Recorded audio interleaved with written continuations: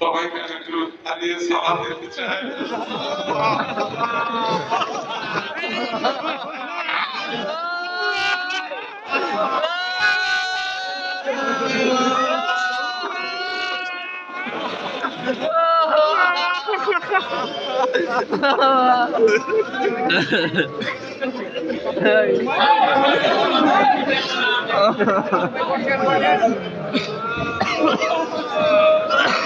আমি ক্ষমা চেয়ে দিচ্ছি আবুল মুর্শিদকে সীমাহীন ভালোবাসেন আর নজিরা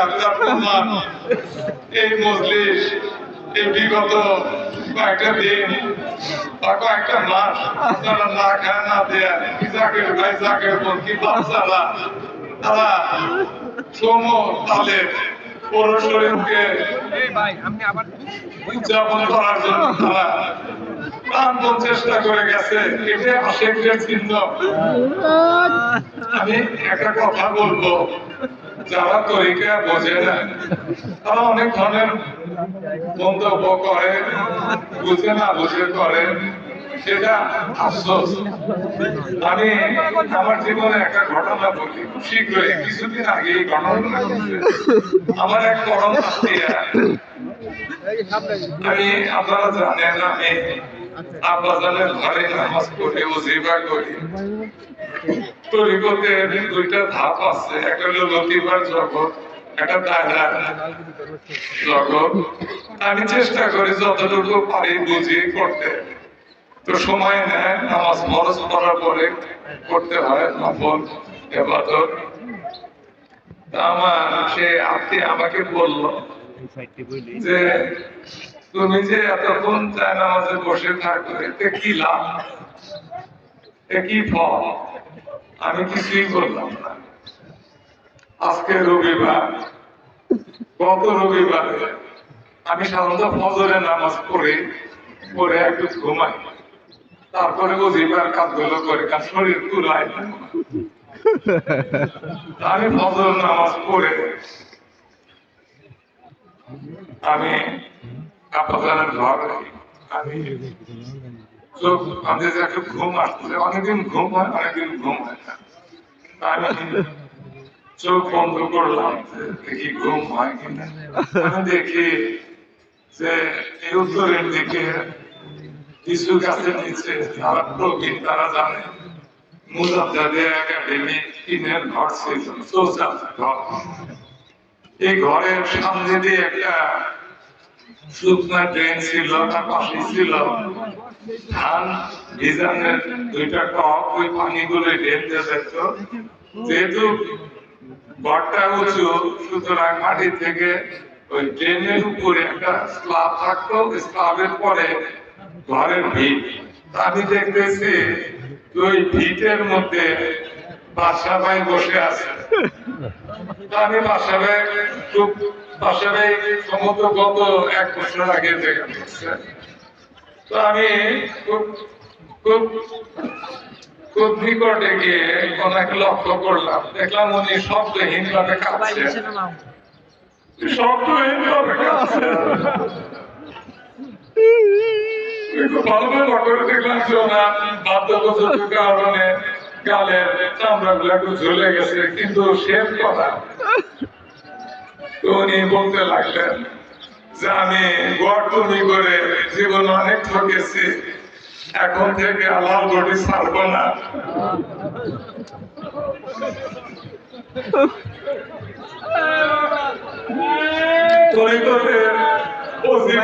নামাজে বসে থাকলেন, ফল পাওয়া যায়। ভাই আপনি বস রবিবার দাদানের ইন্তেকালের দিন, দাদানের এই কষ্ট করছিলেন বিদায়, এই মিলন মেলা, এই চাঁদের হাট, এই চাঁদ এই প্রেম এই ত্যাগ, এই ভালোবাসা সমবন্ধু আর সমস্ত জীবন এই তরিকতের খেদমতের জন্য উনি এই বালুচরে এসে আপনাদেরকে আল্লাহ রাসূলের পথে দাখিল করেছেন। এই জন্য আমরা কৃতজ্ঞ। যাই হোক, আজানের সম্বন্ধে যারা নতুন প্রজন্ম তারা অনেক কিছু জানে না, কিছু তথ্য দেওয়া উচিত। আমি আজানের সংক্ষেপে ওনার জন্ম কথা হচ্ছে পাবনা জেলার সিরাজগঞ্জ মহকুমা এনায়তপুর গ্রামে 11ই জিলহজ 1303 হিজরি 1886 ইংরেজি সনে 21শে কার্তিক 1293 বাংলা রোজ শনিবার সুবে 7 থেকে সময় উনি ধারাদামে তশরিফ রাখেন। তরিকা গ্রহণ মাত্র 17 বছর বয়সে। এর পিছনে আধ্যাত্মিক একটা কারণ আছে যেটা আমি উল্লেখ করব। খেলাফত প্রাপ্তি উনি 12 বছর কঠোর রিয়াজ সাধনা করছেন। 1322 সনের 21শে বৈশাখ ওই যে মামা বললেন পাগড়ি মোবারকের কথা, আর ওনার বেসালা শরীর 1351 সনে 18ই ফাল্গুন 1952 সনের 2রা মার্চ সম্ভবত 1371 হিজরি সনের দিকে রোজ রবিবার বেলা 11:15। আমি আজান সম্বন্ধে কিছু কথা বলতে চাচ্ছি। আজানের তরিকা যখন নিলেন তার আগে আজান তো ছোট মানুষ, সতত ওনার বাবা নাই, উনি ওনার মা তামিরুন্নেসা স্বপ্ন দেখলেন পশ্চিম আকাশে একটা নূর উদিত হয়েছে, উনি পাক পবিত্র হয়েছে। যা করলেন সকালে উঠে শুনতে পেলেন প্রতিবেশী মা বোনেরা বলতেছেন যে একজন কামেল মোকামেল পীর এসেছে চীনা ধুকুরিয়া গ্রামে, ওনার নাম হচ্ছে ভেদের দরিয়া সৈয়দ হযরত আলী হুজুর পাক। উনি কাল বিলম্ব না করে ওনার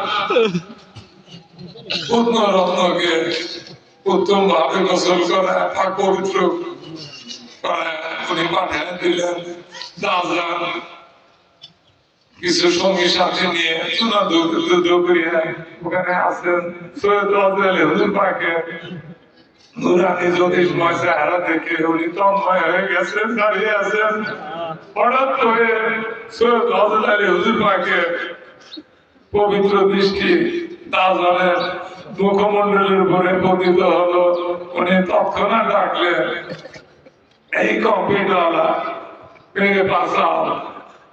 আজান আমি তন্ময়ের মতো ওনার কাছে গেলাম। উনি বললেন যে आपका इरादा आपका मकसूद। आजान बोलें जन्नत।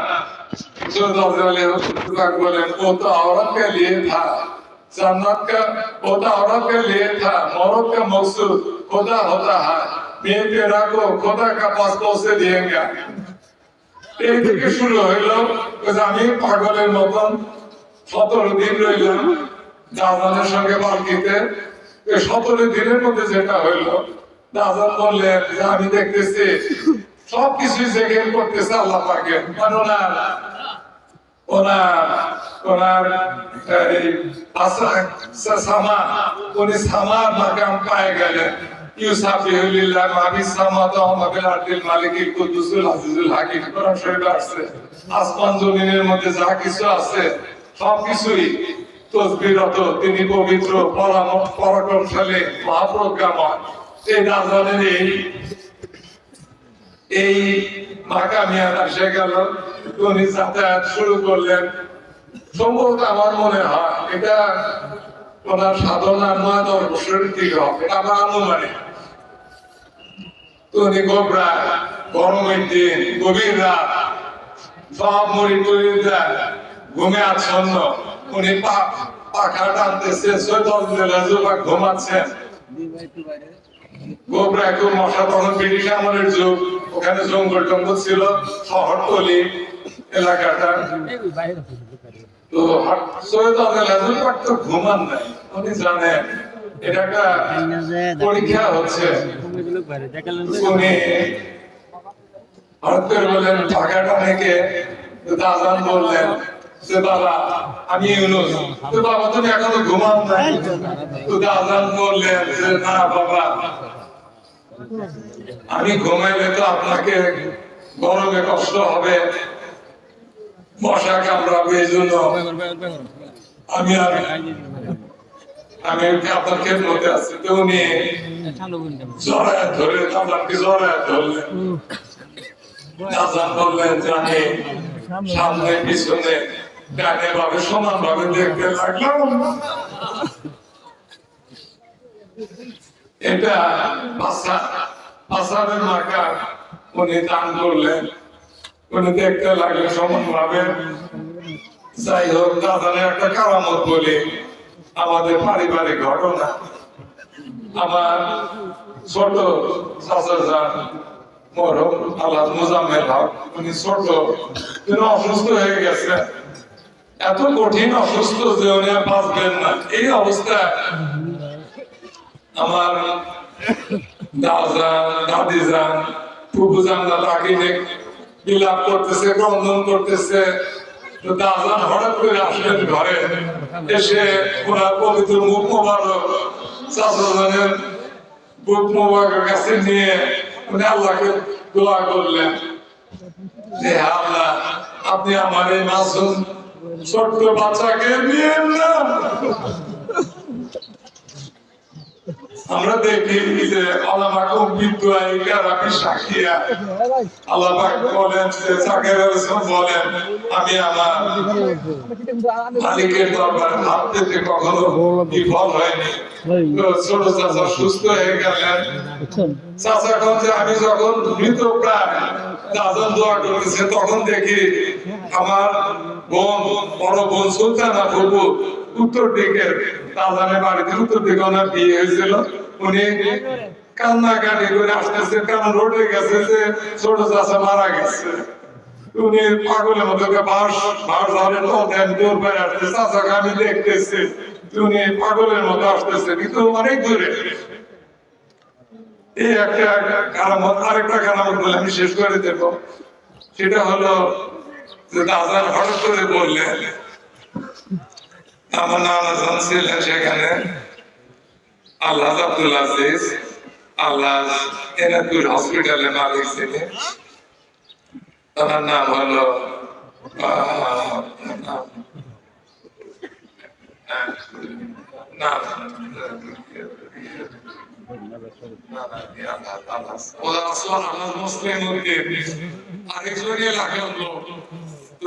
বললেন যে বাবা আমি মসজিদ করবো, তোমাদের সঙ্গে যা কিছু আছে এখন আমাকে দাও। আমার নাম আজান সোনার টাকা দাদান তো খুশি হয়ে গেল, দিয়ে বললেন যে বাবা সবাই যা যা ছিল টাকা পয়সা দিচ্ছেন। দাদান বললেন যে বাবা তোমাকে আমি সোনার দেশে রাখবো। তো দাদান ইন্তেকাল করে গেলেন, মসজিদ তো হইলে ইন্তেকাল করে গেলেন। নানার তো হজে যাওয়ার কোন নির্দেশ পান নাই। উনি তো বসে আছেন যে আমার নিশ্চয় আমার কোন গুণা আছে, আমার ভুল আছে, নাহলে আমার মুর্শিদ আমাকে কেন হুকুম দেন না। উনি উনি উনি অবস্থায় যখন আসছেন, একদিন রাতে উনি স্বপ্ন দেখলেন, বললেন যে বাবা তুমি হজে যাও। যাই হোক, হজ করে আসলে অনেক বড় ঘটনা এটা, আমি সংক্ষেপে বলতেছি। উনি যখন হজ শেষ হয়ে গেল, সব এনায়তপুরের যারা হজে গেছে তারা ফিরতেছেন, তো আমার নানা তো ফেরেন না। পীর মা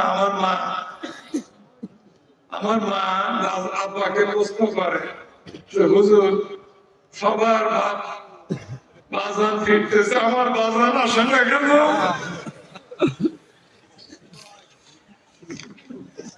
আব্বা বললেন, কত রাতে বলছিলেন, আব্বা বললেন যে আমি কালকে তোমাকে বলবো, আমি আগামী কালকে তোমাকে বলবো। কালকে বিমানটা রাত যায় না, তারপরে সকালে এই প্রশ্ন আব্বাকে, আব্বা বললেন তোমার বাবাকে আমি দুনিয়ার জমিনে দেখতে পাইলাম না। দুনিয়ার জমিনে আপনারা জানেন আমার নাম আমি মিয়া রহমান, ওনার মাধ্যম হয়েছে আরবে। তো যাই হোক, এইটা হচ্ছে ওলি আল্লাহদের, এটা যখন আমরা তরিকার মানুষ, আমরা তরিকাকে ভালোবাসি, সুতরাং কে কি করলো তাতে আমার কিছুই যায় আসে না। তো যাই হোক, আমরা তরিকতের ধামন এই শব্দ পথ তরিকা এটাকে তার মনে ধরে রাখলে তাহলে দুনিয়া আখেরাতে মঙ্গল। আসসালামু আলাইকুম।